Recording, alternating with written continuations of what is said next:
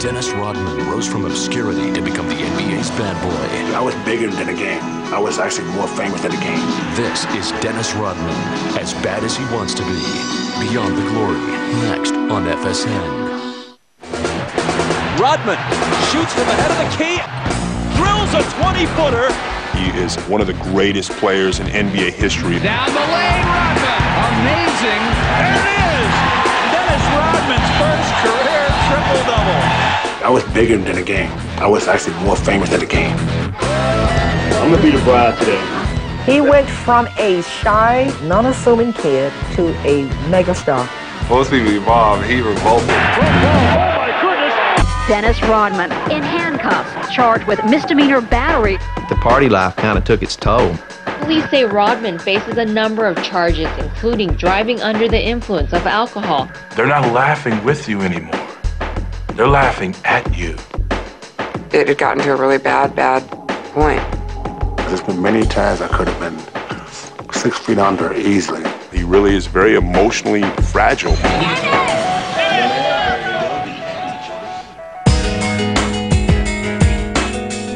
He's one of the most strong-willed people I've met in my life. I think there's always going to be a mystery to him. I'm not going to die without completing what I've been put on this earth to do. This is Dennis Rodman, Beyond the Glory. Absolutely outstanding. Unbelievable. I concluded that he'd been on baseball. Do you have anything to say to your fans?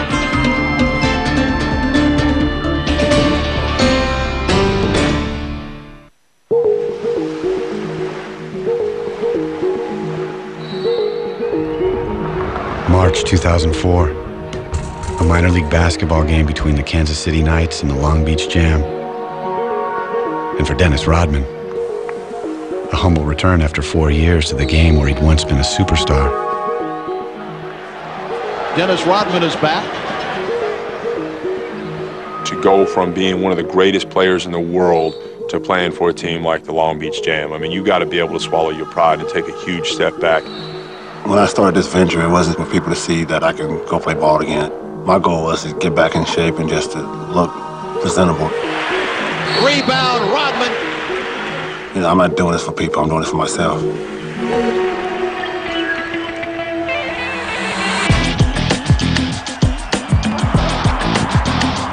For more than a decade, Dennis Rodman loomed larger than life. He was one of basketball's great performers and most colorful personalities. He's bohemian.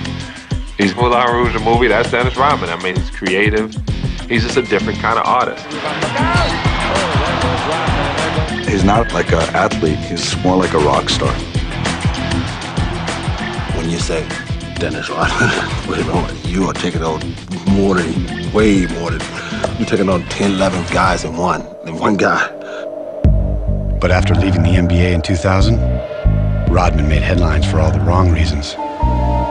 While his lifestyle, fueled by alcohol, kept his closest companions in constant fear. I was concerned about him physically, I was concerned about him mentally, I was concerned about him in every way. The amount of alcohol he was consuming and the environment he was putting himself around and just the atmosphere, the element of people was just, it was crazy. I was scared to death. He's going to party and rage till he's out of money, he's totally broke, and then he's going to end his life. But Dennis Rodman's path has never been predictable. Now sober, he's determined to reinvent his story and his character one more time. No matter how crazy the ride is, as you go along, you still come back to where you started. And that's where he's at. He's back to where he started. My life is a movie. You got your good points from the beginning of the movie. You got your sad points. You got your bad points. You know, you go and correct some of the mistakes you've done in the script, and then you end up with what? A happy ending. Dennis Rodman grew up with two younger sisters in the Dallas neighborhood of South Oak Cliff, a crime-riddled section of town. We have lived in some neighborhoods that was not the best neighborhoods, so I never could allow my kids to come home and be by themselves. Once people saw me, they thought I was gonna be a bum, a loser, go to jail, do drugs, be dead, you know, because that's where I came from. Dennis's father, Philander Rodman, left the family behind when Dennis was 3. He eventually fathered more than 25 other children. Anybody that don't have a father, it's kind of difficult just because you want somebody there. No one can ever take place of your natural father, your blood. It didn't work out with my husband, and I always thought over the years that Dennis has always faulted me for that. I don't think it was that fault. I think the fact that my father, he liked to produce, and he produced in every other, driveway. With her husband gone, Shirley maintained strict discipline to keep her kids in line. She worked overtime to put food on the table, even driving the local school bus. They said I was mean and tough, but I genuinely loved the kids, but I think that I might have been able to give them a few more hugs. Maybe back then that might have been better, but I don't know if I had the time. I don't remember when my mother ever hugged me or anything. I don't remember that. I remember she ever embraced us and held us, and, I can't even think of one. Shirley's tough love kept her kids out of trouble. But while her daughters flourished, Dennis withdrew. Dennis was real shy. He's really shy. It was like, he just wouldn't talk to anybody. The girls kind of overshadowed him a little bit, and I imagine it was pretty difficult for Dennis to cope up with just women in his life. She tried to give me somebody to put in my life, a male figure. She went like the big brother, big sister organization, tried to go give me a big brother, but it wasn't the same. I mean, it was more like just pawning me off to somebody else.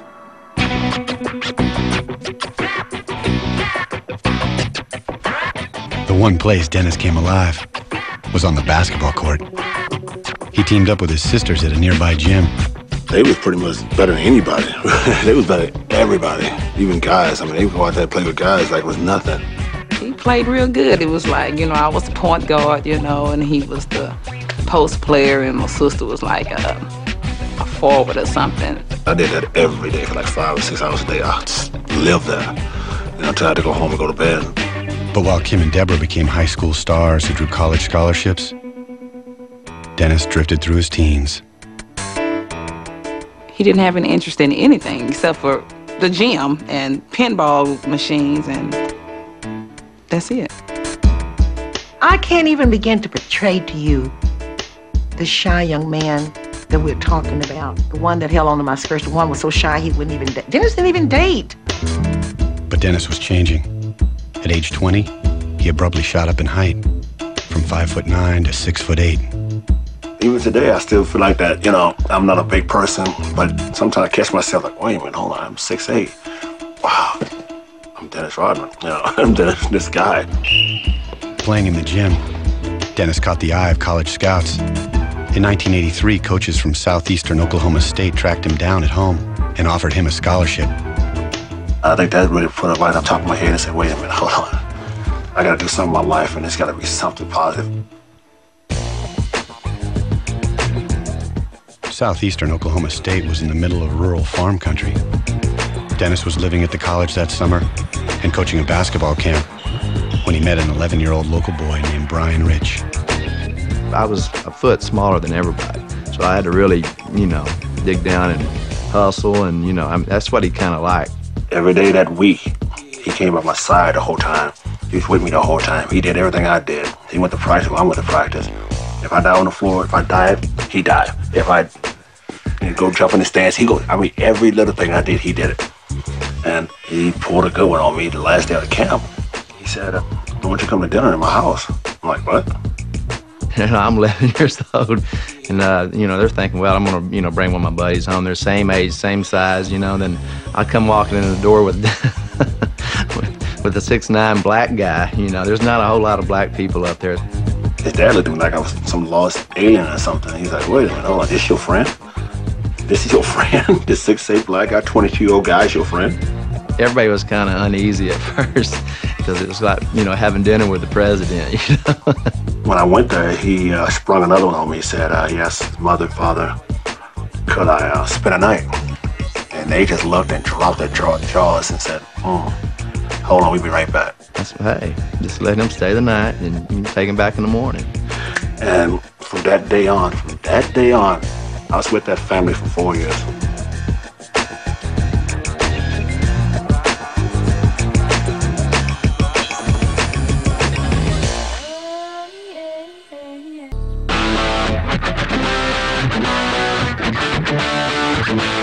southeastern Oklahoma State, Dennis was an instant sensation and an All-American for 3 straight seasons. The first game, I think he scored 42 points and grabbed like 20 rebounds. Everybody's like, who is this guy, you know? After that, he packed the gym every night. I was just excited. I was just excited just to be, here and just, just enjoying the game. In the spring of 1986, Dennis led his team to the NAIA Final Four. NBA scouts took notice. That summer, he was drafted by the Detroit Pistons. I was just happy just to be anywhere. Just anywhere, I didn't care.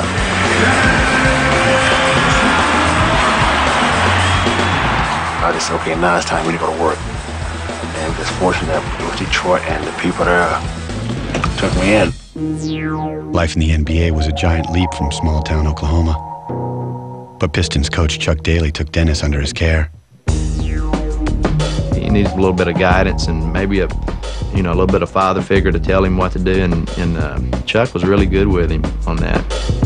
This was a kid who was definitely a fish out of water. And so Chuck was like, come to my house for Christmas. Come to my house for Thanksgiving. He felt attached to me, and I felt attached to him because he knew all the frustration I was going through as far as making it and trying to play. I wanted to play so bad. And I never let him down. Not one time, never let him down. Here's Rodman with a steal, and Dennis with that quick slam. The Pistons were the NBA's bad boys, a team that fought opponents tooth and nail. Dennis fit right in. I wasn't trying to be famous to doing dirty work. I was just making it fun to do it and enjoy to do it. We call him Big Man because he played the big man. He played like a big man. He played way outside of himself. Dennis loved to play against who everybody considered to be a star. We got Mark Aguirre, we got like Larry Bird, Magic Johnson. All those guys that were so great, so good. I just wanted to see if I could stop these guys. Dennis did just that. By 1990, he was an all-star and a defensive stopper as the Pistons won their 2nd straight title. He felt like he'd found a home. I just looked at those guys like, hey, these are my brothers, that they look over me, they look after me, they take care of me, so I got to give something back. And the things I was giving back to is my heart and soul and my love for the game.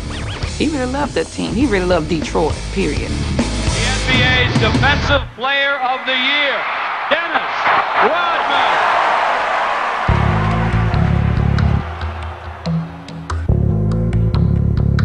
But after their championship seasons, the Pistons came apart. Key players were traded away. Then coach Chuck Daly resigned, breaking up the family for good. Where's Dennis going to go to Christmas dinner and Thanksgiving dinner? Who's he going to be able to talk to? If father disappears, you got to be your own man. You may not be ready to be. When he loves somebody and cares for people, and then they leave him, it hurts him. And he doesn't recover as fast as a lot of people. He doesn't move on. He can't move on. Dennis's life was unraveling off the court as well. In 1993, he married model Annie Banks, his long-term girlfriend and the mother of his young daughter, Alexis. But the couple divorced after just 82 days. Annie took custody of their daughter and refused to let Dennis see her. He was too young, and they were both too immature at the time to be in that kind of relationship. She had her own problems, and he had his, and I guess they were throwing them against each other. That was like the last straw for Detroit. That was it for me. I just said, screw it. I'm not dealing with this anymore. He couldn't see his daughter. I mean, there was a lot of stuff that was kind of hitting him all at one time, and he just kind of broke down. One night, the police found Dennis sleeping in his pickup truck with a shotgun in the back. He'd left behind a note that some believe was a suicide threat. I think he had probably called her up and told him he was going to do this and this, blah, blah, blah, whatever. He kind of went out on the limb and was trying to get somebody's attention. I wasn't going to kill myself. Physically, I wasn't going to do that. I just wanted to have something in my hands and imagine and visualize that I did it. That I did it to kill this person that I've become. Such a follower, not a leader, or not a person that can stand on his own 2 feet. I have to have something to keep me, I didn't know what to do. With his team and his marriage in shambles, Dennis Rodman vowed to change his life. Few could imagine how thorough that change would be. That moment made a great turning point in my life and said, well, okay. All right, now, let's find out what his new identity is going to take you.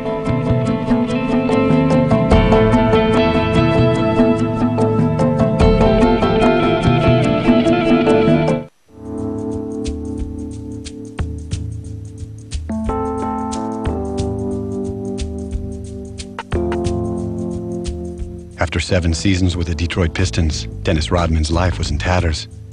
His coach departed, his team broken up, his marriage destroyed. He didn't believe in his teammates. He didn't believe in basketball. He didn't believe in anybody. Everything started to diminish, just disappear in front of my eyes. Traded to San Antonio after the playoffs in '93, Dennis vowed to reinvent himself from the top down.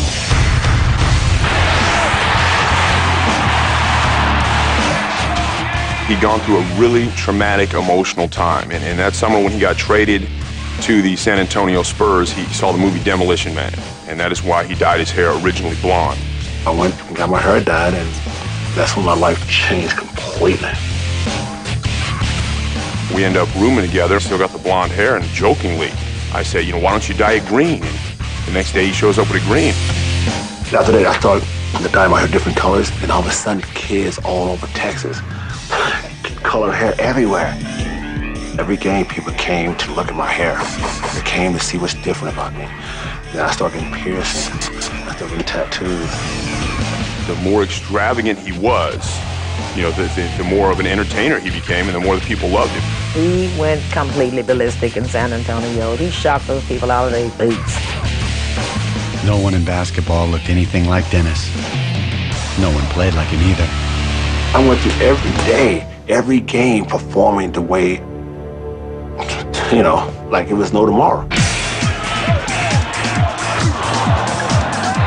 He was like a cartoon character who happened to be the greatest rebounder the game's ever seen.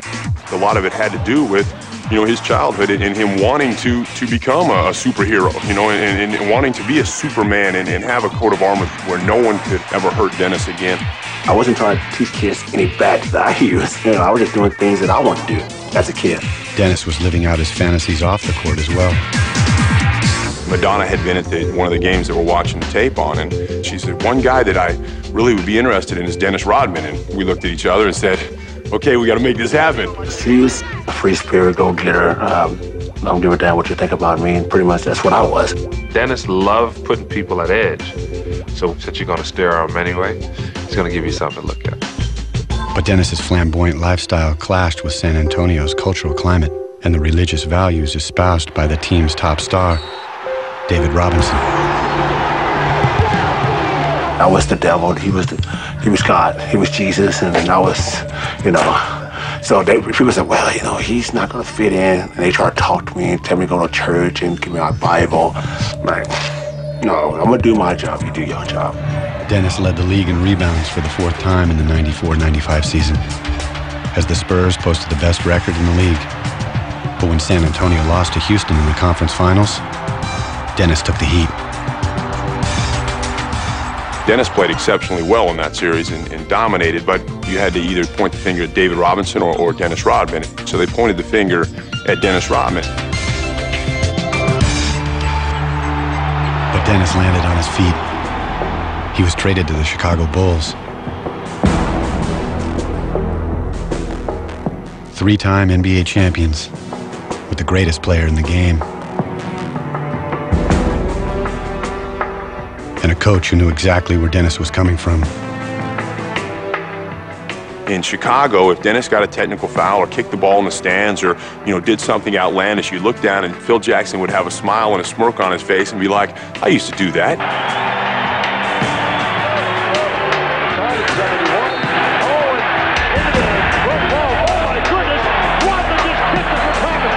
I really wasn't trying to physically hurt anybody. And the photographer is hurt. Just the heat of the moment, and The things that I did was more like, okay, great, I'm gonna do this, and hopefully that, things will be cool. But, I could have did a lot worse things than that besides kicking somebody. I could have punched somebody in the face. Follows in emphatic fashion. A technical foul has been called on Dennis Rodman. Rodman, 7 technicals for the season, no suspension. Taking each other to the floor. Dennis will take off the jersey. Throws it to the floor. Dennis Rodman is irate. Oh, that stupid Rodman. Phil Jackson wrote a book called Maverick. Dennis Rodman wrote a book, Bad as I Want to Be. It's the same book. He plays, he does his job, he comes to practice, he keeps his mouth shut, he works hard every day. He's never delinquent. He's just a very easy person to have on a basketball team. Phil Jackson knew that I was going to be there to work and do my job. He knew that what he can always count on. As far as everything else, he had no control. He didn't want no control on it. He had nothing to do with that. Dennis rewarded his coach's trust. His work habits in Chicago became legend. He would spend literally 24 hours a day in the weight room, basically pumping iron all night and sleeping in the training room. I go before a game and work out, 45 minutes. After the game, I go and do another 45 workout, do the treadmill or whatever. I think that was a mental part of my life that was really focused. Rodman again leading the league in rebounds, 15.5. Dennis Rodman! The results were dramatic. With Dennis doing the dirty work, the Bulls became an NBA dynasty. I didn't miss a beat with, about all the things I was doing off the court. I didn't miss one beat. On the court, no one worked harder than Dennis Rodman. Off the court, no one played harder. I really didn't do anything before a game because I knew I had to perform the next night. What, the days in between? Man, it was like on. It was like Playboy matching every night. He had social anxiety, very antisocial, and he started drinking because of it. And it made him, talk to people and communicate, become fun, become the life of the party. The guy would go out, party, stay out all night, come to a game and get 30 rebounds. Who's going to say that he was doing something bad? With Dennis, if he eats, you eat. If he's shopping, you're shopping. If he's having fun, he wants to make sure you're having fun. If he's gambling, he's giving you chips so you can gamble. And other things as well. Check this out. As long as the Bulls were winning, Dennis could do no wrong. The more outrageous his exploits, the more popular he became. I'm going to be the bride today. I would dare to say at one point in time, Dennis might have actually been the biggest name in Chicago. And that's big. I mean, to say that he was at least as big as Michael Jordan is just crazy. And he was that loved at one point in the city. The crush of media, spectators, fans, and police made for quite a divine entrance. No one threw rice, but Diva Dennis reveled in the reception. It's a publicity stunt. It is not. I can break people in the stands day in and day out without even shooting the ball. And that's unheard of. With Michael Jordan, Scottie Pippen, and Phil Jackson, Dennis Rodman turned the Bulls into the greatest show in sports. It's like traveling with the Beatles, man. Michael had a suite in this corner of the hotel. Phil had a suite on that corner. Scottie Pippen had a suite on that corner. And Dennis had a suite on this corner.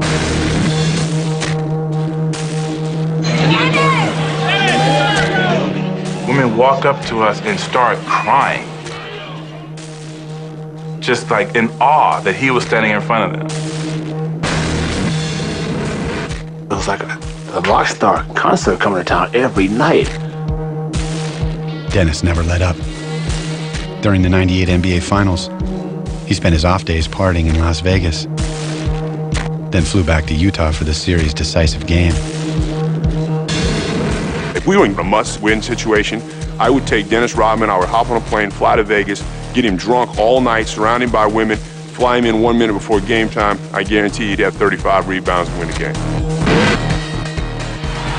The Chicago Bulls have won their 6th NBA championship, and it's their second three-peat. That last game was like, thank you. You know, it's like if we could even celebrate, because we're like, okay, this is over. I was so just mentally drained for 3 years, running hard, running so hard. When you're flying that high, when you're like the peak of all peaks, there's nowhere else to go but down. Let's go, baby. VIP.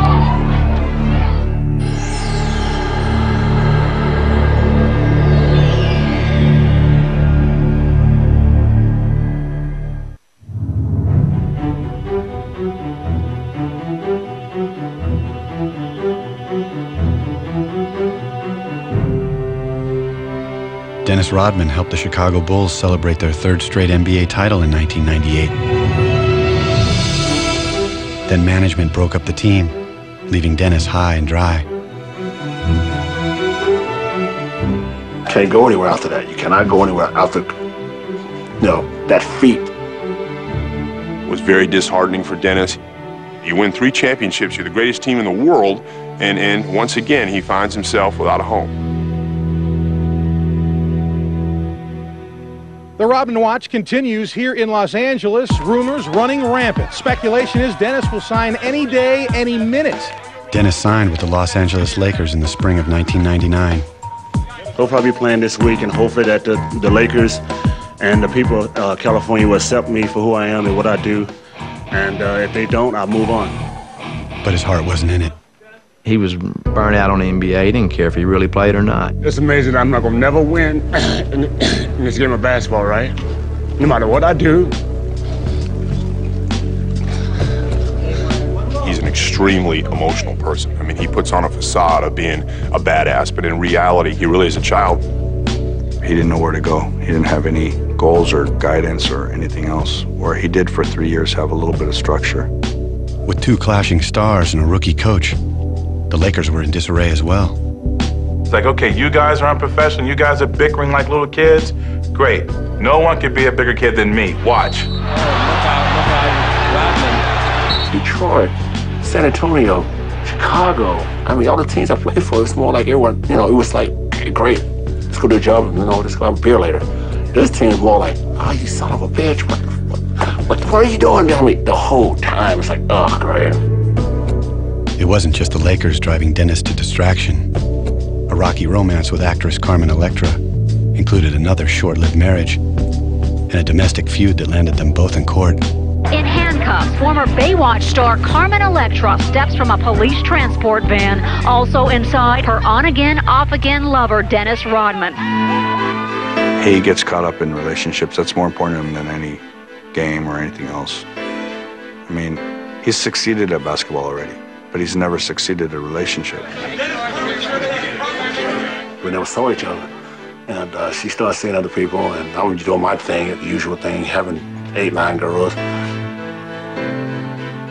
When she left him, that really sent him into a tailspin.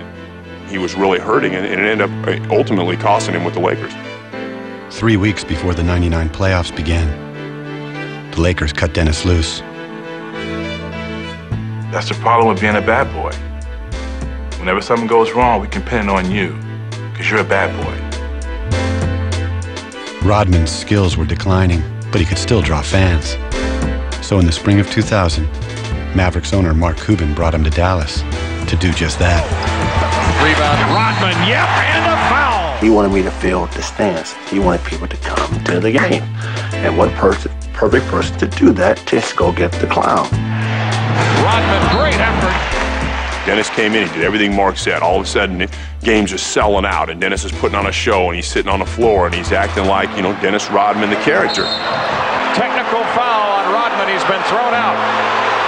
Holy cow. Is this what they mean by Dennis being Dennis? Mark Cuban played him like a violin and then let him go. I don't get it. I really don't get it. I mean, I get the short and stick every damn time, and I don't know, what am I doing wrong? With no other offers from NBA teams, Dennis went home to Newport Beach, California, His professional reputation was in ruins, but the party was just getting started.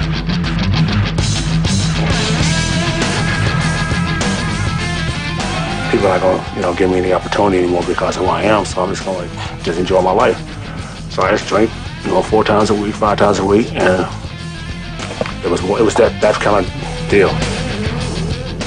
Found a lot of guys that didn't have to go to work, and that didn't mind getting drunk at 11 o'clock in the morning. Dennis's hedonistic lifestyle seemed glamorous when he was on top. Now it helped cloud the reality of his fading career. I said, whatever, I'm just gonna party, do this and that, screw all the girls like I always do, just whatever. And I was doing it. 1 year passes, another year passes, and Dennis falls into a situation where he is surrounded now by literally the lowest form of people alive. None of these people have a life, none of them have jobs, they're all feeding off of his money and spending his cash, and Dennis had to never been one to say no to anybody. He's afraid that if he gets rid of them, now what do you have? Yeah, something is better than nothing. Yes, oh yeah. In the midst of all the partying, Dennis began a long-term relationship with Michelle Moyer, eventually fathering 2 children with her, a son DJ and a daughter Trinity. In the beginning, it's something that draws you to him. He's like a magnet. He's got this really good soul. She's a strong individual. She's cool. I mean, she knows my stuff, and she said, okay, great, we get together, have wild, crazy sex, and, take care of our kids. We all good. And she loves that. We actually moved in with him to his beach home with the first child, and he continued to have the party, so I made a choice to kind of separate me and the kids from that. It was just a little too much. Dennis and Michelle married in 2003, but continued living in separate houses. I live here, and she lives there, with the kids, so that's not nowhere near conventional. She accepts that, she understands that, girls and people want to be around me to party. They want to party and have a good time, people like that, and it's hard for a woman to be with me because of that. It definitely takes a lot of strength. A lot of strength. In fact, sometimes I wonder where I get it. And I wonder if I'm going to continue to have it. They're a strange but good couple.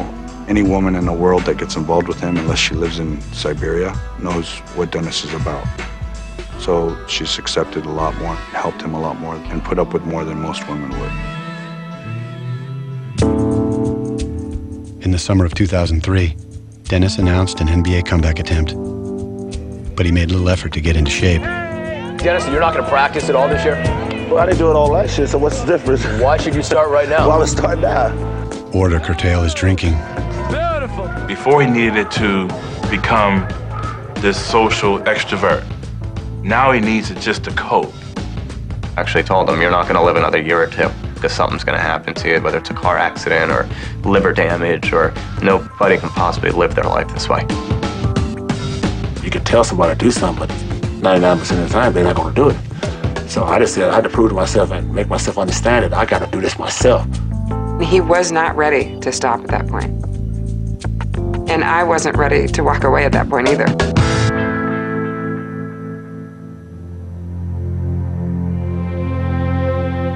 Early one morning, after spending the night at a Las Vegas strip club, Dennis crashed a motorcycle into a concrete pillar.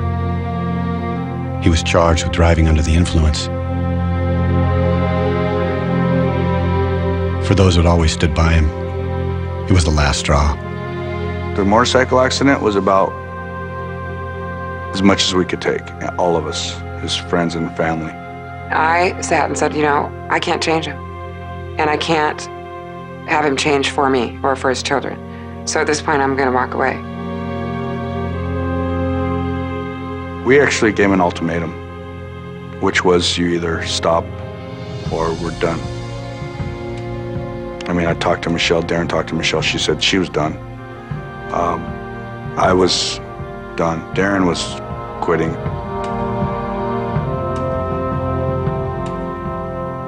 He had to make a choice. Either I'm going to lose it all, or I'm going to make a decision and try to do this.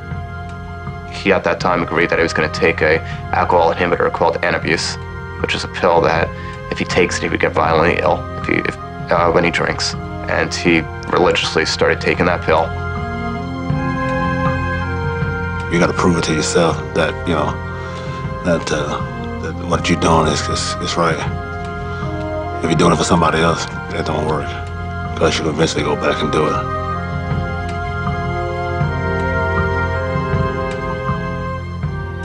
Fortunately for us, he listened. And he hasn't touched the bottle since.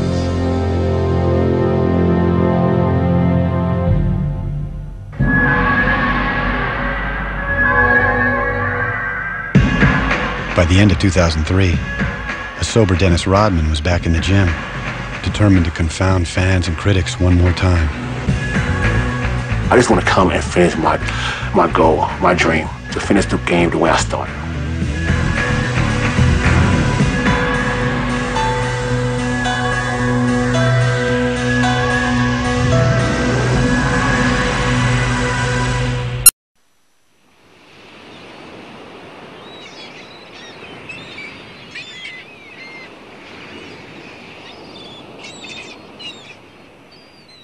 Four years after his last NBA game, 43-year-old Dennis Rodman is chasing a dream.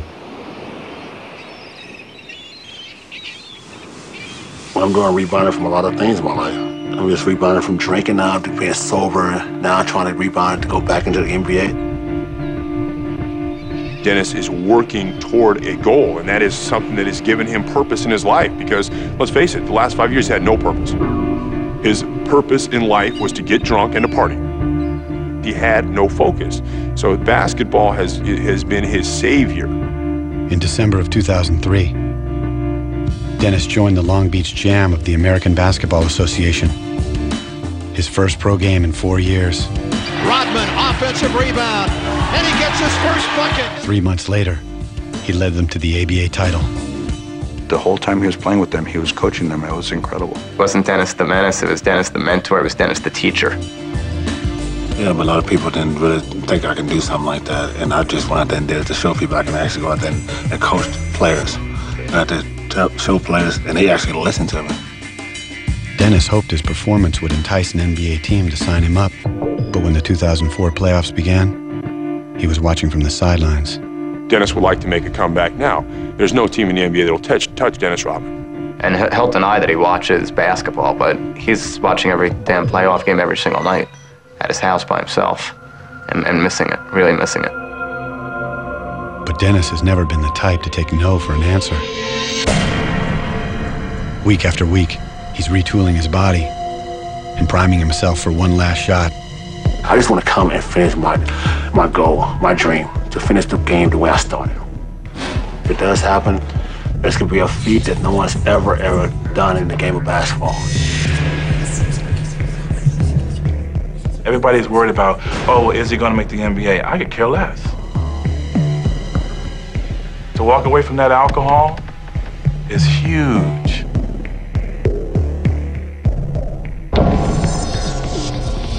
He is a completely different person, and he's trying to turn his life around. And for me, it's just I mean, it's exciting, because I was scared to death for Dennis Rodman. Dennis is struggling to change direction off the court as well, by becoming the father that he never had to his children. I look at her 2 years, she's straight like me. She gives no affection. No affection, she looks at you, she gives you all these weird looks like, you know, what are you looking at? My little boy is totally different. He'll sit there and kiss you and hug you, you know, and say, I love you 24 hours a day. DJ's got a really, really big heart. He's very loving, and so is his father. He's becoming affectionate with me and the children. And Trinity demands it. He doesn't have a choice with her. His youngest children, he's actually putting a lot of effort in, and he's putting an effort in with his older children too. You know, he cares about all his kids. I think it's tough for Dennis to let anybody close to him, even these beautiful little creatures, these children of his, because he doesn't trust, and it all goes back to his dad. He does want to do this. And I know he's capable of it. I think he's just going to take a little longer than the norm, you know? I think it's going to take him a little longer. I've always said maybe I can give the love to my kids that my father never gave to us. So, but it's still hard to do that. No one knows for sure where Dennis Rodman is heading next. But for those who've watched him come this far, there's cautious hope of better days to come. He's starting to realize that you're okay. Who you are, sober, is all you need to be. It's step by step by step, you know. And, you know, we work on it every day. So I just take a deep breath and go, okay, we made it through another day. Can we do another one? There's a script I'm following that I'm writing right now, and I'm living that movie. I keep saying that, living that movie, and the movie hasn't ended yet.